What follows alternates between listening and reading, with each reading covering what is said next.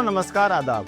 Newsy पर आपका स्वागत है। आप देख रहे हैं हमारा news analysis show the deep dive with Junaid. मैं हूं आपका होस्ट जुनैद। दोस्तों, जब संसद में मोदी सरकार ने वक्फ अमेंडमेंट बिल 2025 को पारित कराया तो इसका विरोध सिर्फ सड़कों और सोशल मीडिया पर नहीं हुआ, बल्कि सीधा सुप्रीम कोर्ट तक मामला पहुंचा। कई मुस्लिम संगठनों, धार्मिक संस्थाओं और यहाँ तक कि कुछ राजनीतिक दलों ने भी इसे अदालत में चुनौती दी।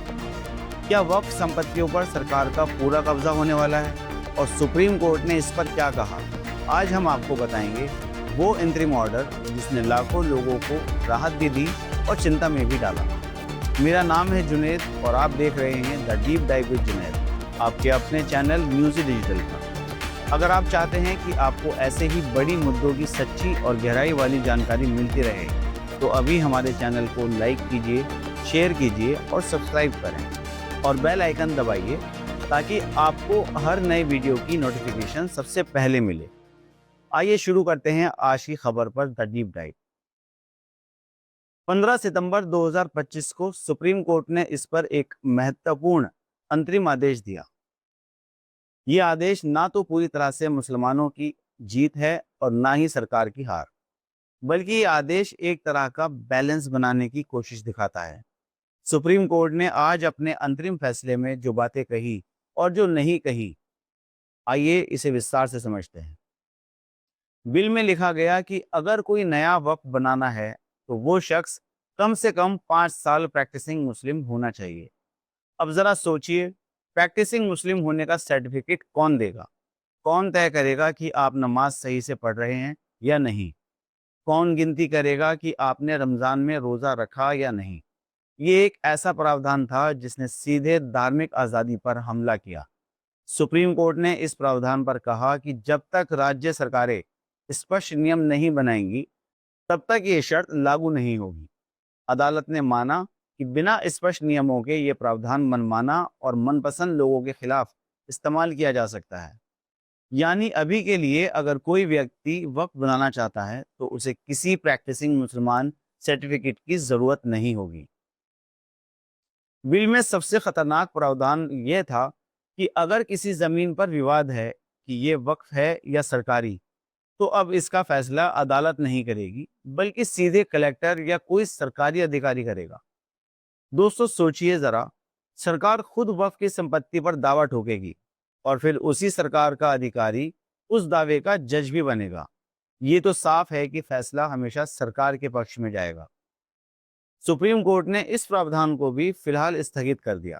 कोर्ट ने कहा कि यह न्यायपालिका और कार्यपालिका के बीच सेपरेशन ऑफ पावर्स का उल्लंघन है। जमीन का मालिकाना हक तय करना अदालत का काम है, सरकार के अधिकारियों का नहीं।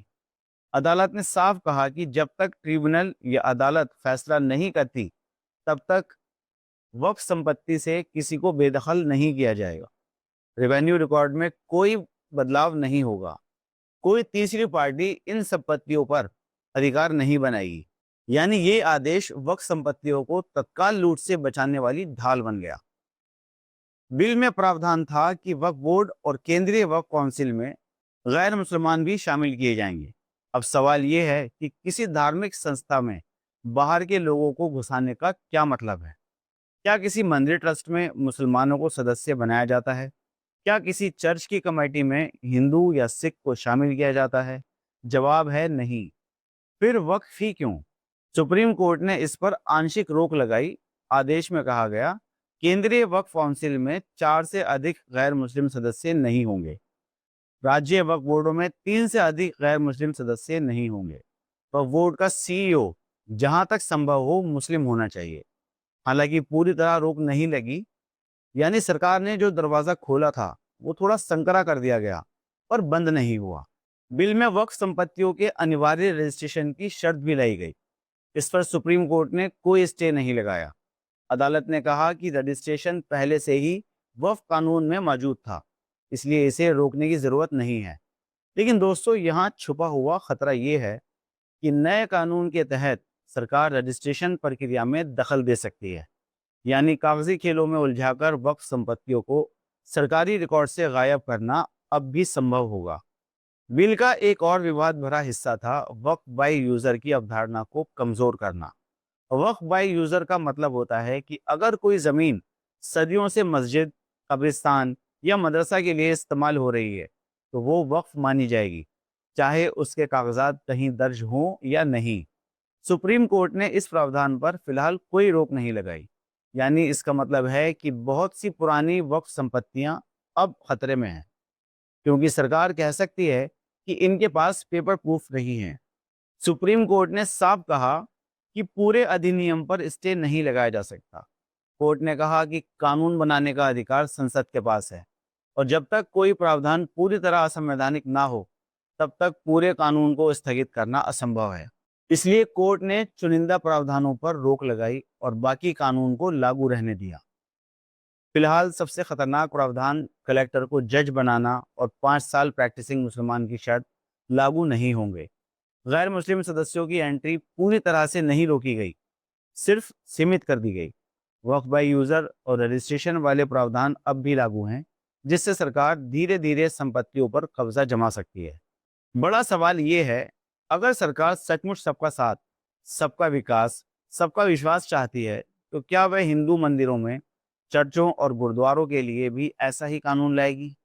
क्या सरकार मंदिर ट्रस्टों में मुसलमानों को सदस्य बनाएगी? क्या चर्च कमेटी में हिंदुओं की एंट्री होगी? क्या गुरुद्वारों में कोई और धर्म का प्रतिनिधि बैठेगा? नहीं, क्योंकि कोई धर्म अपने धार्मिक संस्थानों में बाहरी हस्तक्षेप बर्दाश्त नहीं करेगा। तो फिर सिर्फ वक्फ ही क्यों निशाने पर है? यही कारण है कि इसे मुसलमान राज धर्म का उल्लंघन और विश्वासघात मानते हैं।